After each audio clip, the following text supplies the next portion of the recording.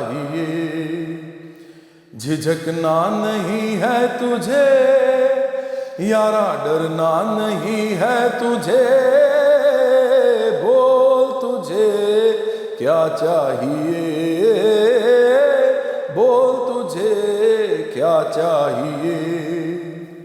छीन लेना क्या देने से बेहतर है, चैन देना नहीं क्या इबादत है, समझा दे जरा तू मुझे, समझा दे जरा तू मुझे, बोल तुझे क्या चाहिए, बोल तुझे क्या चाहिए। क्या गलत है यहाँ क्या सही है, छोड़ बातें ये कैसी चली हैं, मेरे बंद कान अंधी हैं आंखें, मेरे बंद कान अंधी हैं आंखें, पता कुछ नहीं है मुझे, पता कुछ नहीं है मुझे, बोल तुझे क्या चाहिए, बोल तुझे क्या चाहिए। वैसे तो बहुत सारे लोग आपसे भी पूछते होंगे कि बोल तुझे क्या चाहिए, हम भी पूछ लेंगे थोड़ी देर में, लेकिन आप हैं कहाँ भाईजान? आजकल तो पार्टी बस उसी को बिल्ड कर रहे हैं। Political party? हाँ, बराबरी पार्टी पाकिस्तान। बहुत सारी आपकी मेरी ऐसी नशिस्तें हुई थी फजर से थोड़ी पहले किसी नाश्ते या उस पर, जब मैं आपसे कहता था कि आप सियासत में आए, आप कहते थे मैंने नहीं आना। टाइम होता ना कोई, उस वक्त अभी मुझे लगता नहीं था कि इतनी कोई पेनिट्रेशन है लोगों को। आपको ऑफर्स तो थी पार्टीज की तरफ से? हाँ, क्योंकि उस वक्त मुझे लगता था कि एक तो नहीं, तो पार्टीज में तो कभी भी नहीं जाना था मैंने। हाँ, लेकिन ऑफर्स तो थी आपको? हाँ, ऑफर्स तो थी। किस किस की तरफ से? वो तो इमरान खान साहब ने 2013 में ऑफ़र किया था पार्टी ज्वाइन करने के लिए। उन्होंने 2-3 दफ़ा मुख्तलिफ तरीक़ों से, एक दफ़ा ख़ुद कहा, एक दो दफ़ा लोगों के थ्रू कहा। इमरान इस्माइल साहब ने ख़ुद मुझे कहा फ़ोन करके। उसके बाद फिर एहसन इकबाल साहब ने, वो तो मेरे घर तशरीफ़ लाए थे नून लीग के। हाँ जी, और मेरे वालिद साहब से मुझे मिले थे। और फिर नज़र गोंदल साहब के भाई हैं जुल्फ़िकार गोंदल, उन्होंने पीपल्स पार्टी की टिकट के लिए कहा था कि आप टिकट ले लें। ये सारे इसलिए कर रहे थे उस ज़माने में, इसलिए नहीं कि मैं वाहिद आदमी था जिसको वो चाह रहे थे कि यही आ जाए बस किस तरीके से। उस ज़माने में अगर आपको याद हो, यूथ की बहुत बड़ी पता चली थी इनको कि दो यूथ 60% से ज़्यादा है पाकिस्तान में, तो उनको चाहिए थे ऐसे लोग बहुत से, और भी मेरे अलावा भी, जो यूथ के नुमाइंदे हों। तो मेरा ख्याल है इसलिए मुझे भी पूछा गया उस वक्त। नौजवान जवाद अहमद को जो एक दुनिया ने देखा हुआ है और यूनिवर्सिटी ने भी देखा, और अब एक जवाद अहमद जिसके मैंने यहाँ शर्ट पे रीडिंग ग्लासेस देखे हैं पढ़ने के लिए, तो क्या क्या तब्दीलियाँ आ गई? बहुत फ़र्क पड़ता है इंसान को उम्र के साथ साथ, कब्र तक जाते जाते इंसान जो है वो वैसा तो नहीं रहता। तो आप वो जो कह रहे थे कि तब्दीलियाँ आती हैं, तो क्या आपने खुद में, जैसे एक लोग जो आपको जानते हैं उनको एक लगता है कि एक एंगर है आपके अंदर, और फिर आपकी आवाज़ में एक ग्राम है, जैसे खान साहब की भी एक आवाज़ में ग्राम है ना, वो एक ग्राम आपको एक मिला, निकलती है एक आवाज़, बंदे को पता लगता है कि एक आवाज़, मैनली वॉइस जिसे कहेंगे। लेकिन इस सब के बावजूद अब वो एंगर कम हो गया है, बढ़ गया है, चैनलाइज हो गया है, या कभी था, या लोगों का ये ख्याल है? नहीं, एंगर तो बहुत ज़्यादा था। एंगर तो शायद अभी भी बहुत ज़्यादा है, लेकिन अब लोगों पे नहीं है, अब पूरे एक निज़ाम के ऊपर है। और मेरा ख्याल है कि हमें लोगों को बताना चाहिए कि ज़्यादातर लोग जो होते हैं वो तो उनका तो कसूर भी नहीं होता, ये निज़ाम उनको जिस तरह चला रहा होता है वैसे चल रहे होते हैं। तो इसलिए अब मुझे ज़्यादा लोगों पे गुस्सा नहीं चढ़ता। अब पूरे इस देखें, लोगों की बेचारगी को देख के गुस्सा चढ़ता है। एक होता है अफसोस होना, एक होता है दुख होना, एक होता है गुस्सा चढ़ना। जब तो गुस्सा नहीं चढ़ता ना नूर साहब, ये मेरा अपना पॉइंट ऑफ व्यू है, उस वक्त तक इंसान किसी के लिए कुछ कर भी नहीं सकता सिवाय इसके कि कुछ लोगों को पैसे दे दे, खैरात कर दे। लेकिन इंसान को उसको हाथ पकड़ के उसको अपने साथ दे के चलना, उसको उठाना, उसे कहना आओ अपने राइट्स के लिए लड़ो, उसके लिए आपके अंदर गुस्सा होना जरूरी है। वही तहरीक का बायस भी फिर बन जाता है। ऑफ कोर्स, बिल्कुल ठीक है। जीसी से जितने मुंसलिक लोग हैं उनको ये पता है, पॉलिटिकल साइंस को छोड़ दें, कि तौकीर साहब का क्रिकेट से क्या ताल्लुक है। ठीक है, क्रिकेट आपको ज्यादा अजीज थी अपनी जिंदगी में या म्यूजिक? पहले तो क्रिकेट थी। पहले क्रिकेट थी। मैं तो बनना ही क्रिकेटर चाहता था। तौकीर साहब ने दुनिया को क्रिकेट खिलाई और आप उनके साहबजादे। अब मेरे से भी ज़्यादा अच्छा, मेरा सबसे छोटा भाई मेरा सबसे अच्छा क्रिकेट खेलता है, और मेरे से छोटा है वो भी बहुत अच्छा क्रिकेटर है। मेरा सिर्फ ये था कि मैं हमेशा से कहूँगा, मैं एम्बिशियस था थोड़ा सा इस हवाले से कि मैं चाहता था यार को, मुझे पता चल गया था कि यार को पोजीशन चाहिए होती हैं, कुछ करना पड़ता है, कोई किसी जगह पे पहुंचना पड़ता है, फिर लोग आपकी बात सुनते हैं, फिर आप लोग आपकी बात सुनते नहीं, सिर्फ आपकी बात फिर मान भी लेते हैं या आप डिस्कशन करने में मादा हो जाते हैं, अदरवाइज तो यू आर नोबडी।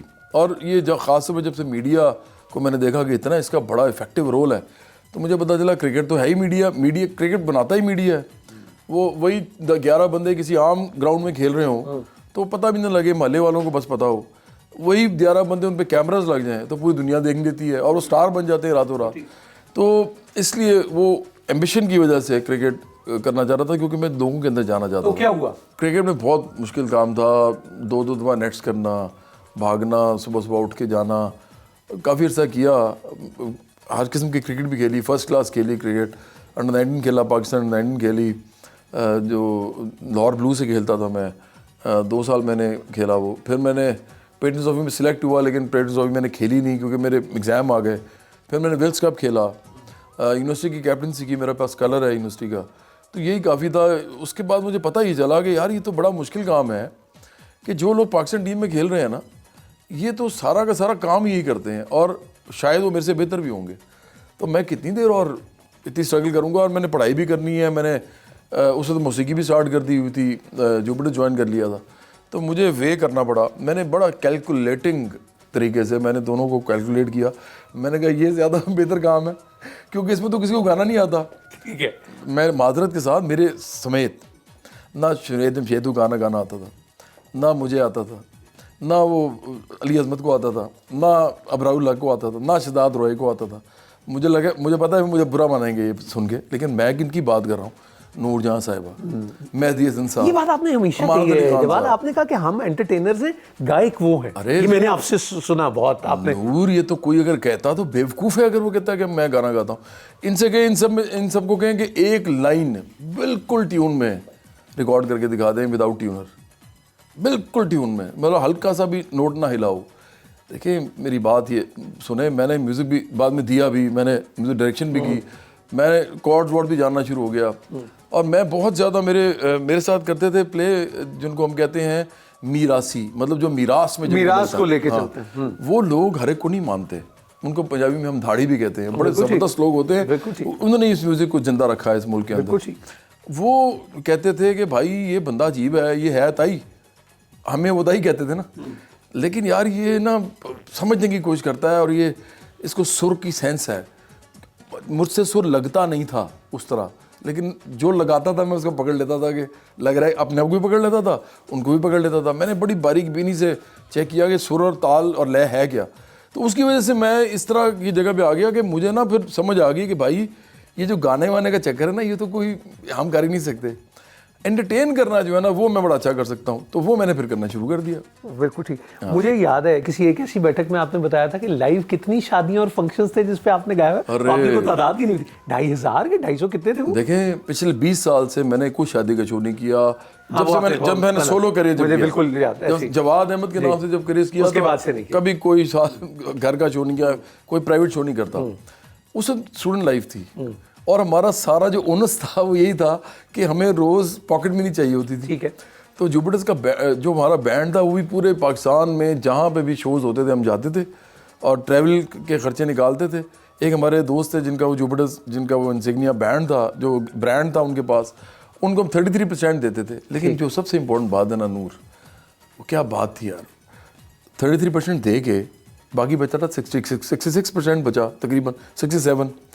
तो हम 6 लोग इक्वली 11% डिवाइड करते थे। अरे वाह, 6 लोग उसको डिवाइड करते थे 11%, और उनमें 66 जी, और उसमें singer, sound engineer, guitarist, drummer, bass guitarist, सब एक ही सफ में खड़े हो गए महमूद याज। ना कोई बंदा रहा ना बंदा नवाज, कोई फर्क नहीं पड़ता था सिंगर कौन है। ठीक। तो वो मुझे बड़ा मजा आता था। अभी जब आप ये बात कर रहे थे तो मुझे आपकी स्कूलिंग कैथेड्रल जी, कैथेड्रल स्कूल, हाँ जी, आप लोगों ने एक वीडियो भी किया था वहाँ, याद है आपको? उसके क्या बोल थे वो, कुछ बचपन से रिलेटेड था? कभी कभी ऐसा होता है क्या था? कभी कभी ऐसा होता है जना, आते हैं जब बचपन के दिन याद, भूतों से डरना, फजूल जिद करना, तोड़ना खिलौना नहीं, बच्चों को सताना, झगड़ना, लड़ाना, पकड़ा जाना मेरा, क्या हो के लौटे बचपन मेरा। ठीक है ठीक है, बाकी सब ठीक है ठीक है। एक टाइम आता है और मैं ज़रा जल्दी वहाँ जाना चाहता हूँ, एक गीत चलता है अल्लाह मेरे दिल के अंदर, और वो फिर वो शायद बैन भी हो जाता है एक वक्त में आके। What was अल्लाह मेरे दिल के अंदर फॉर जवाद अहमद? वो क्या था? वो कोई वारदात थी? वो गीत बन गया? आप मुझे अभी भी याद है, मैं आप बैठते थे, वो जैसे आप बैठे हुए थे उसमें, ऐसे ने जब उसको रिकॉर्ड किया तो वो बड़ा मीनिंगफुल था। गाड़ी की चाबी फेंकना और फिर अब जिस तरफ आप जा रहे हैं, जो पार्टी बना रहे हैं, क्या थी मोटिवेशन और इंस्पिरेशन अल्लाह मेरे दिल के अंदर की कहानी क्या है? नूर, जब मैं बैंड में था ना जुपिटर्स में, तो मेरे साथ होते थे बिलाल भाई और भी मेरे दोस्त, मैं उनका स्पेशली कहूँगा, उन सबको पता था कि मैंने पॉलिटिक्स करनी है आखिरकार। मेरे घर वालों को पता था पॉलिटिक्स करनी है। मैं उन लोगों की बात कर रहा हूँ, घर वाले तो चलें कह ही सकते हैं, वो तो नहीं कहेंगे ना, वो तो वही बताएंगे जो मैं था। मेरे यूनिवर्सिटी के दोस्त जितने भी अच्छे दोस्त हैं, उन सबको पता था मैंने पॉलिटिक्स करनी है। तो अल्लाह मेरे दिल के अंदर जो है, ये मैंने खुद लिखा था। ये ऐसे नहीं लिखा जाता, इंसान खुद लिखता है तो उसके अंदर से निकलता है। और फिर उस वक्त जब लिखता है, जब अपना करियर स्टार्ट कर रहा हूँ और उसी गाने से कर रहा हूँ, मैंने I made sure that I had to start with this song. मेरे पास भंगड़ा भी था, मेरे पास एक लव सॉन्ग भी, दो तीन लव सॉन्ग थे और भी बड़ा कुछ था। मैंने कहा नहीं, इसी से करना है, इस गाने से करना है। ता हो ना कुछ जरा। चले मैं वही सुनाता हूँ आपको। जी।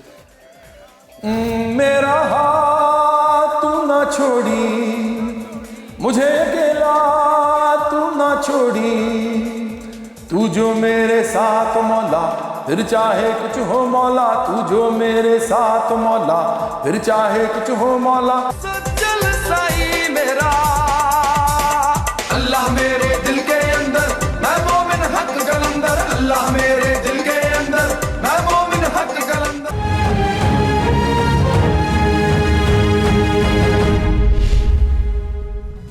कहंदी ये सैयां में तेरी आऊं। लोगों को ये पता है कि शायद जवाद अहमद के लिए, और जवाद बशीर ये जानता है कि अदाकारी करना क्या है। जो जब आप मॉडलिंग करते हैं तो वो जो मुझे उस वीडियो में याद है, कोई गुस्से में वो जो कोट आपने फेंका, वो जवाद बशीर ने, तो वो एनजी में भी बड़ा चल गया। That video was phenomenal. ऐसे ही है। सरबत खुसट ने उसका वो मेकअप और वो बिल्कुल, सारा वो किया बिल्कुल। था। क्या कितना बड़ा हिट था ओ कहंदी ये सैयां में तेरी आऊं। नादिया अफगन पहली बार आई एज अ मॉडल आपकी वीडियो में। असल में ना वो जो पूरा दौर था ना, उसके अंदर ये तमाम लोग आपके समेत, ये सब लोग जो थे, ये they wanted to make their mark in the industry, coming from different fields. मतलब कोई एक्टर था, कोई सिंगर था, कोई डायरेक्टर था, कोई मॉडल था, तो और कोई कोरियोग्राफर था। उस ज़माने में सरमद जो हैं वो भी, उन्होंने तो मेकअप और कोरियोग्राफी में थे। हाँ, बहुत। अब तो मैं समझता हूँ कि वो सारे एक दूसरे को स्ट्रेंथ दे रहे थे। इतने सारे, आप सोचें कि जो लोग बाद में इतनी बड़ी चीज़ें बने हैं, बाद में इतना कुछ उन्होंने किया, उन सब के अंदर कुछ होगा तो बने। तो उस वीडियो में वो सारा कुछ मिला हुआ था। तो सारे लोग अपना बेस्ट देने की कोशिश कर रहे थे। तो somehow it clicked for me। मतलब वो होता है ना कि इंसान सारे मिलके उन्होंने मेरे गाने को उठा दिया। तो अगर आपके गाने में एक सीन हो कि जिसमें को केक कटना है और आपको कोई केक लगा दे, तो आप असल में भी नाराज हो जाते? पता नहीं, उस जमाने में तो थोड़ा सा शायद इस तरह का होगा मामला। अब नहीं होगा। वैसे एक्टिंग का तजर्बा कैसा रहा? जवाद बशीर ने तो आपको एक इन्वेस्टिगेटर गन शन रखवा के सारा वो बना दिया था। शुक्र है वो ड्रामा कभी आया नहीं। तो मेरे ख्याल में तो एक्टिंग मुश्किल लगती है? बहुत मुश्किल है। असल में देखें, मैं ना अपनी रियल लाइफ में भी ना, सच बता रहा हूँ, मैं हमेशा से वो शेक्सपियर को उससे बिलीव करता हूँ। कहता है ना कि all the world is the stage and everybody is acting, everybody is an actor.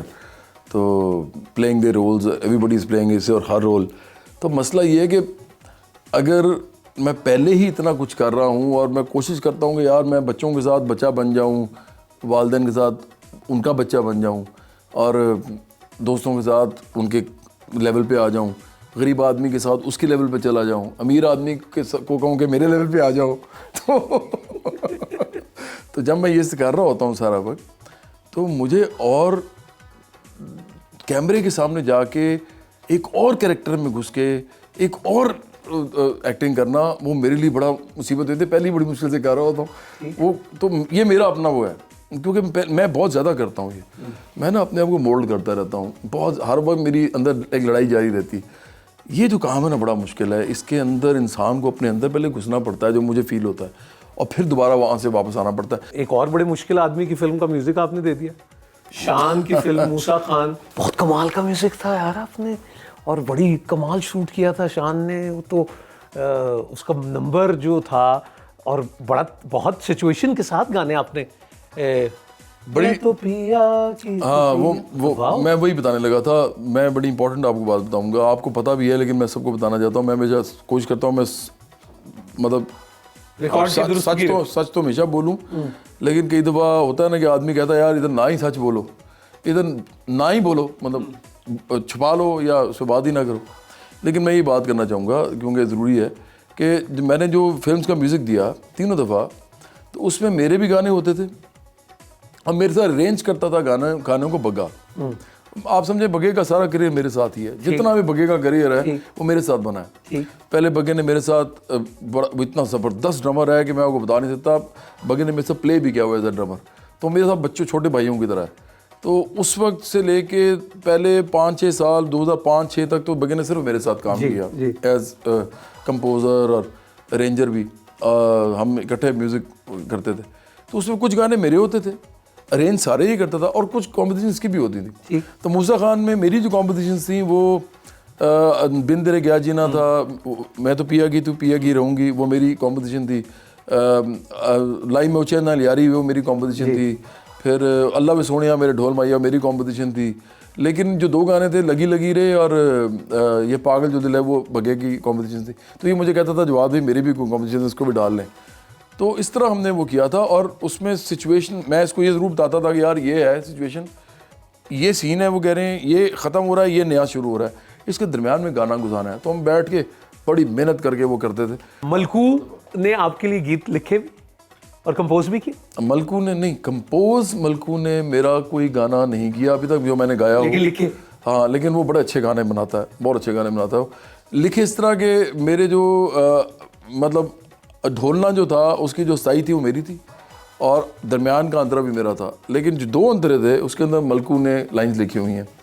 इसी तरह टोटल गाना नहीं मलकू ने मेरा लिखा, मुखड़े हमेशा मेरे होते थे अस्थाई, और अंतरे भी एक अंतरा मेरा ही होता था। लेकिन मलकू ने मेरे साथ जो लिखे हैं गाने, जो उसने मुझे अपने वर्ड्स दिए हैं, एक ढोलना है, एक बंतो दी जान है हम है, एक तू मेरी की लगदी, और एक था वेखी तेरे जे नग मुटियार।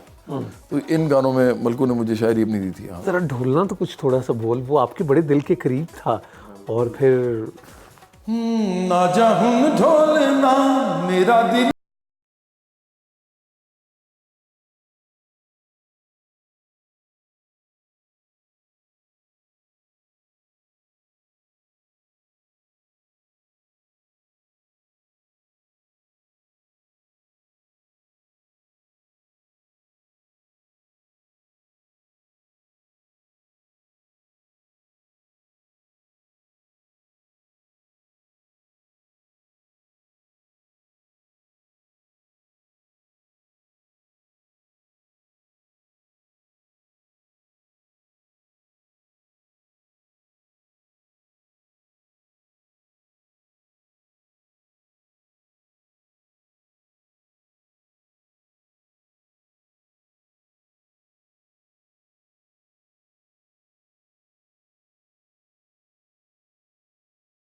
जी जी जी, है ना जवाब जी। तो एक शेरवानी भी आपको इसमें पहननी पड़ी थी, राना रऊफ़ बड़ा वो भी वाकया, वो बग्गी शग्गी थी, पूरा थीम था उसका। बड़ा वो भी अजीब वाकया था।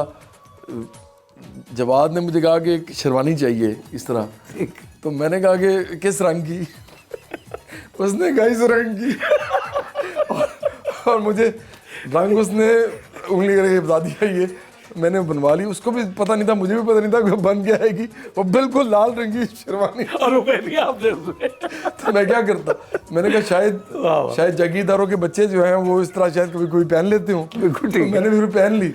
तो बहरहाल वीडियो बड़ा अच्छा था, नूर ने बड़ा अच्छा काम किया उसमें।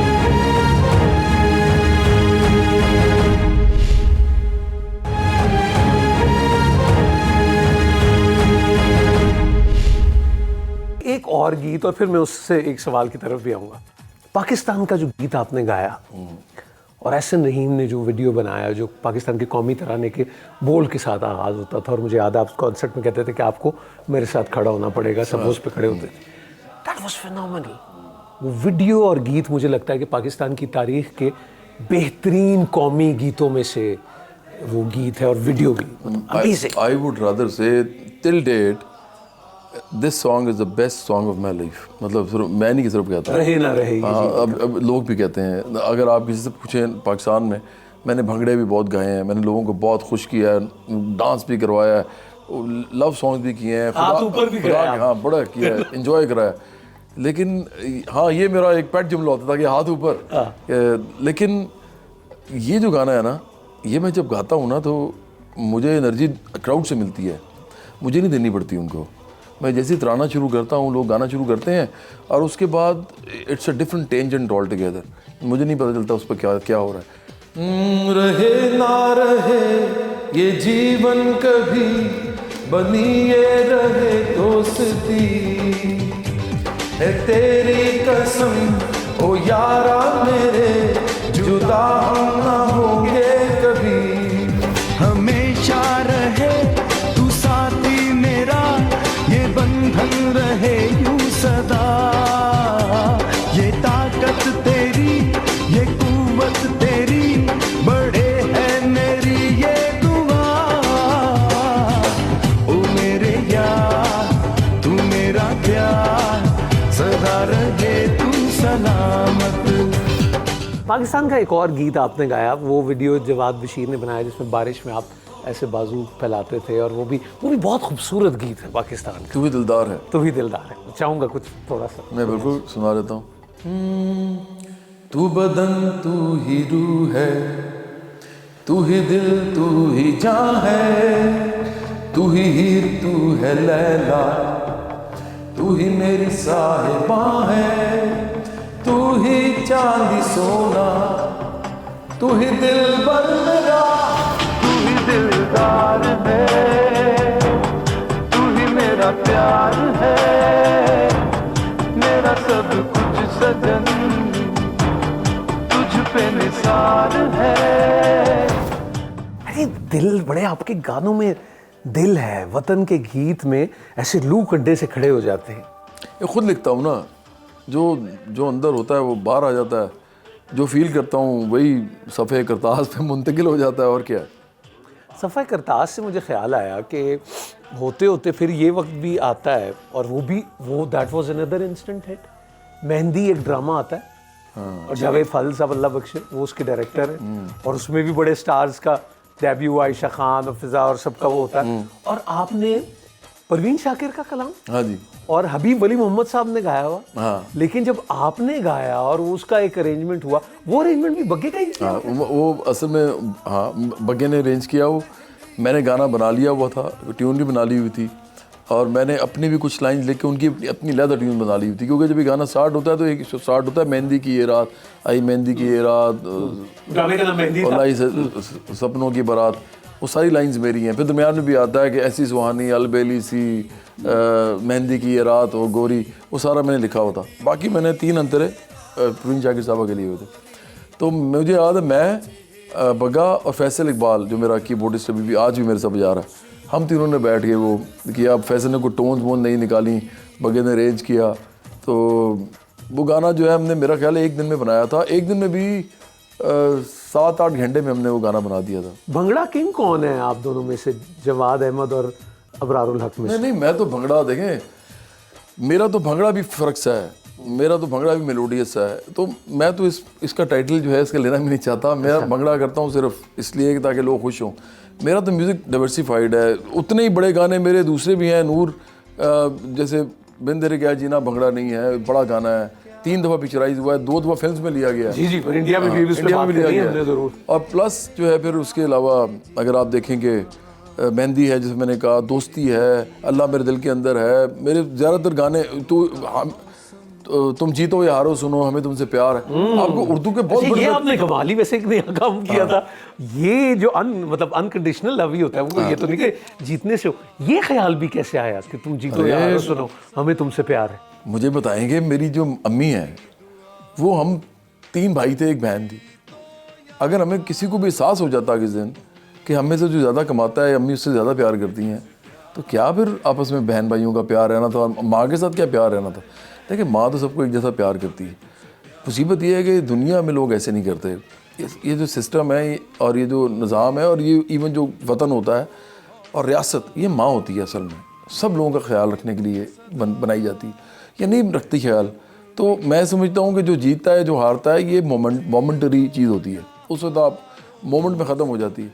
उसके बाद उसकी रोटी, उसके रोज़ी, उसका खाना पीना, उसका घर बार, उसके बच्चों की तालीम, उसकी सेहत, इसका ख्याल रखना सबका फ़र्ज़ है रियासत का। तो इसलिए मैं समझता था कि ये गाना बनाना ज़रूरी है। लोगों को पता चले कि सिर्फ सक्सेसफुल लोग या कामयाब लोग ही अच्छे नहीं होते, या उनका ही नहीं ख्याल रखना होता, या उन्हीं से नहीं डरना होता, या मरूम नहीं होना होता। जो बाकी लोग हैं असल लोग वो हैं, वो अगर हार भी गए ना तो हार के भी आपकी ज़िंदगी को वही चला रहे हैं। ये फीडबैक क्या आया था आपको प्लेयर्स से भी, जब आप मिले लोगों से भी, कि जब ये गीत आपने गाया, क्योंकि हम तो कुछ जीत वही बात करते थे, ये आपने बिल्कुल एक नया ख्याल। मुझे तो बड़ा अच्छा लगा। एक दफ़ा उमर अकमल और मोहम्मद हफीज़ और रमीज़ राजा साहब, हाँ, वो बल्कि इंटरव्यू ले रहे थे, तो उन्होंने मुझे कहा कि सबने कि यार ये आपने जो बनाया ना ये बड़ा अच्छा है, हमें बड़ा फ़ायदा है।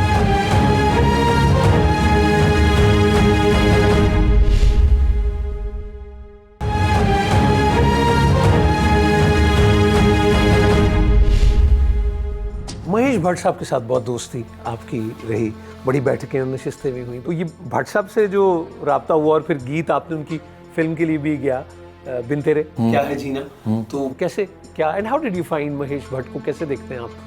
एक सफी एम्बेसडर हो सकते हैं वो पाकिस्तान इंडिया? महेश भट्ट साहब इज़ एन इंटेलिजेंट मैन।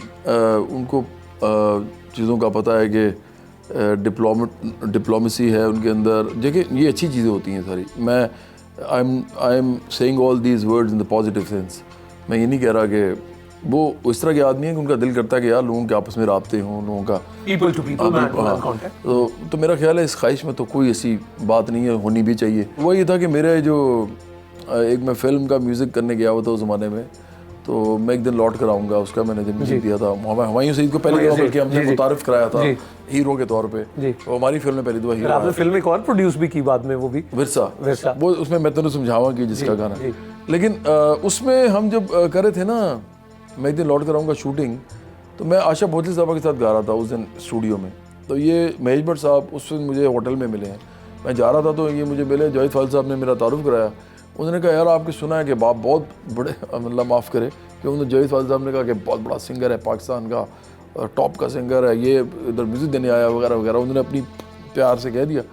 इन्होंने मुझे कहा कि यार मुझे कुछ सुनाए, मुझे आप सुना के जाइए कुछ। मैं जा रहा था स्टूडियो, नाश्ते के बाद नीचे उतरे थे हम, तो मैंने उनको ना बिन तेरे क्या जीना ऐसे ही सुना दिया। मैंने कहा उर्दू बोलने वाले लोग हैं, पंजाबी तो उनको नहीं समझ आएगी, बॉम्बे में थे, तो मैंने उनको ये सुना दिया। इन्होंने जैसे ही सुना इन्होंने कहा ये तो मुझे चाहिए। तो मैंने कहा जी ये तो मेरी एल्बम का गाना, मैं तो गा चुका हूँ, वीडियो भी बना हुआ है। कहते हैं मुझे फिर भी चाहिए, I need this song and where are you going? मैंने कहा I am going to the Empire studio. कहते हैं कि who are you recording with? I said Asha Bhosle साहब। उन्होंने कहा गुड। तो me and my younger brother Mukesh Bhatt, we are coming and we are going to see you, so how much time can you give us? मैंने कहा जी I will be there working there in the studio, तो आपका जब दिल करता है आप आ जाएँ, और टाइम भी जितना 10-15 मिनट आप मैं निकाल लूँगा आपके लिए।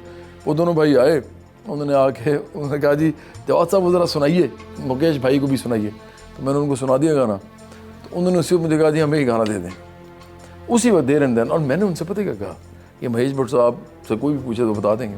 मैंने कहा महेश साहब मेरी 2 कंडीशंस हैं, I actually put those conditions in front of them there and then. They were part of the contract. जी, हाँ बिल्कुल। मैंने उनसे कहा कि देखें, एक मैं पाकिस्तान का आर्टिस्ट हूँ और मैं एजुकेशन पे काम करता हूँ। मैं मेरा एक बड़ा फैमिली वाला इमेज है। लोग मेरे बुढ़े दादा दादी, नाना नानी, वालदैन, फूफियाँ, चाचे, खालू, वो भी मेरे गाने सुनते हैं, बच्चे भी सुनते हैं, नौजवान भी सुनते हैं। मेरे किसी को ऐसा सीन ना फिल्माइएगा कि, क्योंकि इंडिया का थोड़ा सा वो और तरह चीज़ों को देखते हैं। मैं गलत और सही नहीं कहता, उनका अपना वो एक तरीका है, उनका कोई कल्चर लेवल थोड़ा सा फ़र्क है। मैंने कहा ऐसा कोई सीन ना कीजिएगा, मेरा काम ख़राब हो जाएगा, मैं ऐसा नहीं करना चाहता। उस मैंने मर्डर भी एक फ़िल्म बनी हुई थी, सारा उन्होंने कहा कि ठीक है हो जाएगा। मैंने कहा दूसरा ये कि मैं खुद गाऊंगा गाना, मैं आप किसी और से नहीं गवा सकते, गाना गाऊंगा तो मैं खुद गाऊंगा।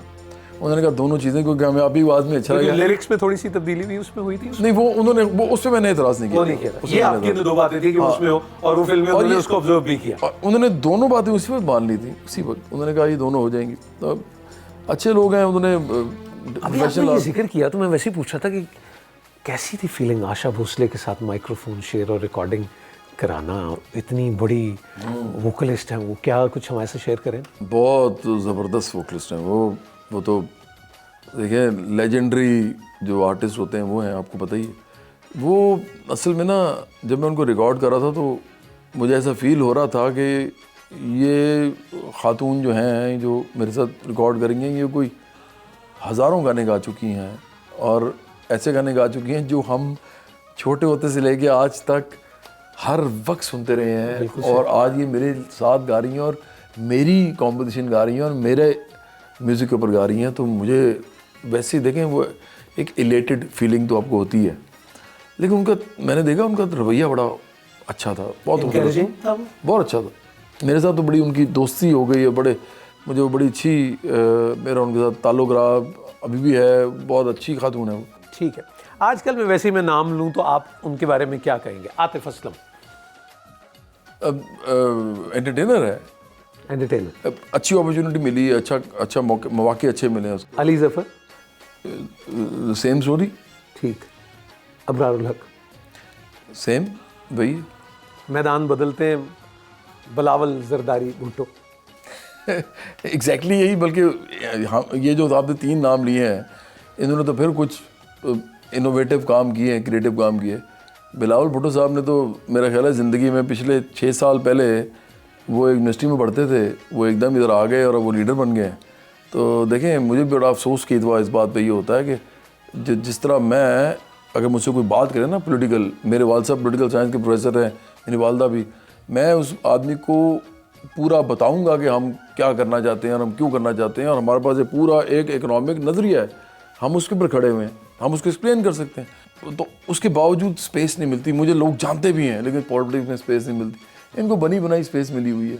एज अ क्रिकेटर आप इमरान खान साहब के फ़ैन थे, बहुत पसंद करते थे? इमरान खान साहब जो हैं और विविन रिचर्ड्स जो हैं, ये दोनों, और इनके अलावा ऐसे लोग हैं जिनको आपको अच्छा पता नहीं होगा। आपको पता होगा लेकिन डॉन ब्रैडमैन का लड़के लड़कियों को नहीं पता होगा, सर गारफील्ड सोबर्स का नहीं पता होगा। तो मुझे इस तरह के लोग पसंद हैं, उनमें इमरान खान साहब भी थे और मुझे बहुत पसंद थे ये सारे लोग। इमरान खान साहब चूँकि फास्ट बॉलर थे, पाकिस्तानी थे, इन बाकी 3 तो पाकिस्तानी नहीं है, तो इसलिए मुझे उनके साथ एक ख़ास उनसीयत भी थी। तो क्रिकेटर के तौर पे बहुत पसंद थे। मुझे पाकिस्तान में सबसे ज़्यादा जो पसंद थे वो माजिद खान थे। हाँ, माइटी खान। हाँ, माजिद खान साहब मुझे नंबर 1 पे पसंद थे, और फिर मुझे ज़हीर साहब, इमरान खान साहब, ये दोनों भी बहुत ज़्यादा पसंद थे। फिर बाद में जावेद मियांदाद साहब। आप स्टेडियम में मैच देखने भी गए हैं कभी, याद है कुछ? हाँ, मैं गया हूँ, बड़ी दफ़ा गया। आपने 2018 के इलेक्शन में कितने हलकों से इलेक्शन लड़ा? 3 जगह से। ठीक है जी। आपने शहबाज शरीफ साहब के सामने मुकाबले में भी इलेक्शन लड़ा? हाँ जी। आपने बिलावल भुट्टो जरदारी के मुकाबले में भी इलेक्शन लड़ा, और आपने इमरान खान साहब के मुकाबले में भी इलेक्शन लड़ा। तो आपको जो कुल वोट मिले हैं वो 2000 हैं या 1500? नहीं 1500 और 1200 से 1500 के दरम्यान में, मुझे एग्जैक्टली अब याद नहीं है, सही बताऊँ तो। ठीक है। हाँ जी। तो आप ये क्या इलेक्शन खेल रहे थे आप, ये क्या? नहीं, मैं तो ये कह के गया था, सारी कैंपेन हमने की है, हमने तो टीवी पे जब भी जाता था ये बोलता था कि ये जो इलेक्शन है ये तो इलेक्शन हमारा है ही नहीं, तो इन्हीं का है, जिसकी एडवर्टाइजिंग है उसी का इलेक्शन है। मैं इसलिए जा रहा हूँ कि पार्टी का नाम लोगों के अंदर लेके जाना है। उसका तरीका सिर्फ यही है कि उन लोगों के सामने इलेक्शन लड़ा जाए जिनके सामने जब आप हारेंगे भी तो लोग कहेंगे यार ये इसके सामने लड़ा था, तो आपका नाम लोगों तक चला जाएगा। तो हमारे लिए बेसिकली ये आप समझें कि I don't want to use this word marketing, but okay we'll replace it with outreach. It was an outreach kind of a, वो ये स्कीम थी हमारी कि हम आउटरीच अपनी बढ़ाएं, अब अपनी पार्टी के नाम को लोगों तक ले जाएं। अच्छा, अगर अभी लोग बहुत सारों का ख्याल हो जो ये सुन रहे हैं कि बराबरी पार्टी पाकिस्तान बना ली है जवाद अहमद साहब ने, तो उन्होंने म्यूज़िक छोड़ दिया? नहीं, सवाल ही पैदा नहीं होता। मिडिल क्लास का इंसान, मैं लोगों को ये चीज़ समझा रहा हूँ। नूर देखें, आपको कायदे आज़म की बात करते हैं बार बार, वो क्या कहते थे? वो कहते थे इस मुल्क का हर इंसान किसी ना किसी पॉलिटिकल पार्टी का मेंबर हो। वो तो मैंने तो नहीं कहा, उसने कहा है। इस मुल्क में प्रॉब्लम क्या है, मिडिल क्लास का इंसान क्यों नहीं घुसता पॉलिटिक्स में? वो जनाब मैंने अपने रोजी रोटी, हम उसे कहते हैं भाई एक ऐसी पार्टी होनी चाहिए जो कहे कि रोजी रोटी करो। ओबामा प्रोफेसर था, प्रेसिडेंट बन गया, अब क्या है, फिर प्रोफेसर है। तो भाई क्लिंटन क्या था, क्लिंटन अब क्या है, वही काम कर रहा है जो पहले करता था, स्कॉलर है। अब मसला ये है कि पाकिस्तान के अंदर लोग अपना काम करते छोड़ते हैं। भाई काम के साथ ही करना पड़ेगा आपको। आपको ऐसी पार्टी चाहिए जो आपको ये मौका दे सके कि आप पॉलिटिक्स करें और साथ अपना काम करते हैं। अच्छा, तो वो म्यूजिक तो चले आप जारी रखेंगे, वो तालीम फॉर ऑल भी जारी है या उसके स्कूल यूनिया में जो होते थे या वो प्रोग्राम? नहीं वो नहीं। देखें तजर्बा कामयाब रहा वो या नहीं? बहुत अच्छा रहा। मैंने एक काम लेकिन नहीं किया और मुझे बड़ी खुशी इस बात की, मैंने कोई अपना अड्डा या डेरा या गढ़ नहीं बनाया। मैंने कोई इमारत नहीं ली ट्रस्ट के नाम की, मैंने कोई उसके ऊपर इन्वेस्ट नहीं किया बिल्डिंग्स बनाने पे। जितना पैसा था हमने बच्चों में लगा दिया। हमारा ओवरहेड्स कोई नहीं होते थे, हम सीधे जाते थे, इतने पैसे उसमें लगा लेते थे। और जब पैसा हमारा ख़त्म हो गया मैंने फंड नहीं करनी बंद कर दी। बिल्कुल, मुझे तो 15 साल से ज़्यादा हो गए फंड नहीं किया उसके लिए। तो जब कर दी तो एंडाउमेंट फंड जितना था वो हम लगाते उसके बाद वो डिप्लीट हो गया तो हमने ख़त्म कर दिया। उसको क्या लगता है कितने बच्चों ने पढ़ा है उस प्रोग्राम? 1000 से ज़्यादा लोग बच्चों ने पढ़ा। अब प्राइमरी किया है, अब रिकॉर्ड है, हमारा रिकॉर्ड पड़ा हुआ है। एक सेकंड लास्ट बात आज की अगर आपसे मैं पूछूं, एक करियर है दरख्शां, जोरदार, बड़ी बड़ी मुलाकातें आपकी हुई होंगी, कोई ऐसी बात किसी राह चलते शख्स ने, किसी फ़ैन ने कोई ऐसी आपको की हो जो आपके दिल में गड़ गई और आपको लगा कि यार इसने क्या कह दिया? कुछ शेयर करेंगे, कुछ ऐसा वाक़या या कोई ऐसी बात? बहुत सारे लोग बड़ी कमाल बातें कर जाते हैं और ज़्यादातर लोग वही होते हैं जिनके हम मुंह से हम समझते हैं कि वो ऐसी अक्लमंदाना बात नहीं निकलेगी और उन्हीं के मुंह से निकल आता है यार, आदमी हैरान होता है। और बड़े बड़े लोग जो होते हैं मसनूई बातें करते हैं ज़्यादातर, जिनको हम छोटे समझते हैं, जिनको हम कम इल्म समझते हैं, वो बड़ी गहरी बातें करते हैं। तो मुझे ज़्यादातर जो अच्छे मशवरे देते हैं वो हमेशा ये लोग देते हैं। मुझे एक साहब ने ये कहा था कि यार जवाद साहब तुसी ना जड़ा ना हर चीज़ पॉलिटिक्स ठीक है, तुसी जो गल्लां करदे हो भी ठीक है, सच भी बोलदे हो, सारा कुछ करदे हो, पर सब तो जरी इंपॉर्टेंट चीज़ है ना जो तुसी तुहानू हर सूरत अपने सामने रखनी पएगी, वो तुहाडा रवैया। तुहाडा रवैया जड़ा है ना वो तुहानू अगे लैके जाएगा। गरीब आदमी था, उसने कहा तुसी भावें ए वाली पॉलिटिक्स करो या ओ वाली करो, तुसी अगे जाना तो रवैया लैके जाएगा। तुहाडे नज़रियात पीछे रह जाएंगे, रवैया आगे चलेगा। और आपको ये लगा कि वो बिल्कुल बहुत कमाल की बात कह रहा है? और स्पेशली अगर आप लोगों के अंदर ग्रास रूट्स के अंदर काम कर रहे हो तो it is the biggest truth that you will ever come across, definitely. आपने एक लोरी की शक्ल में एक नातिया कलाम भी रिकॉर्ड किया था। हाँ जी, किया था। और जवाद बशीर ने उसका वीडियो बनाया था, क्या मुमकिन है कि हम सुन सकें? हाँ बिल्कुल जी। हम तेरे से ऐसा प्यार करते हैं, हम सब जानते हैं, इंसानों में तेरे जैसा कोई नहीं है। हम सब मानते हैं तेरी अज़मत का, हमको और अल्लाह को ऐसा यकीन है। तू ही सादिक है, तू ही अमी है, जानता आसमां और ज़मीं है। ए मोहम्मद तुझे सलाम, ए मोहम्मद तुझे सलाम, हम तेरे से ऐसा प्यार करते हैं।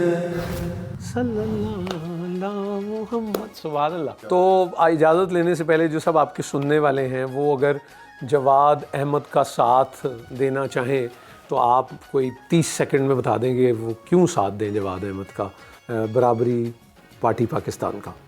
देखिए, बराबरी पार्टी पाकिस्तान जो है ये है ही मिडिल क्लास मेहनत कशों और नौजवानों की पार्टी, यानी मज़दूरों किसानों की मेहनत कशों उनको कहते हैं। और हम इनको 99% समझते हैं क्योंकि ये वो लोग हैं जिनकी नुमाइंदगी असम्बलीज़ में नहीं है। जब तक इनकी नुमाइंदगी नहीं असम्बलीज़ में होगी, इनके लिए कानून नहीं कोई बनाने वाला, इनको खुद जाके बनाना पड़ेगा। बराबरी पार्टी पाकिस्तान एक तहरीक है जो इस तरह के तमाम लोगों को इलेक्शंस में ला के, सियासी अमल में ला के पार्लियामेंट में लेके जाना चाहती है ताकि वो अपने लिए कानून बना सकें और इस मुल्क को खुशहाल कर सकें तमाम लोगों के लिए बराबरी की सतह पे। बिल्कुल ठीक। जवाद अहमद, बहुत सारी दुआएं हैं आपके लिए। बहुत शुक्रिया जनाब, मलंगा आदमी हैं आप, बड़ी मेहरबानी और आपकी। वो जो रवैया आपका वो जो बहुत है, शुक्रिया। वो जैसे आप चाहते हैं अल्लाह करे वो वैसा ही हो। बड़ी मेहरबानी। और पाकिस्तान के गीत गाते हैं आप, वतन के गीत गाते हैं, तो वो आपको सब बहुत पसंद करते हैं। बहुत और शुक्रिया, आपका आपने- प्यार है। और फिर जितनी ओबीडियंस आपकी तौकीर साहब के साथ, अपने अब्बा जी के साथ, यूर अ फैमिली मैन, तो I think we need people like you. बहुत शुक्रिया, God bless you, sir. Thank you so much.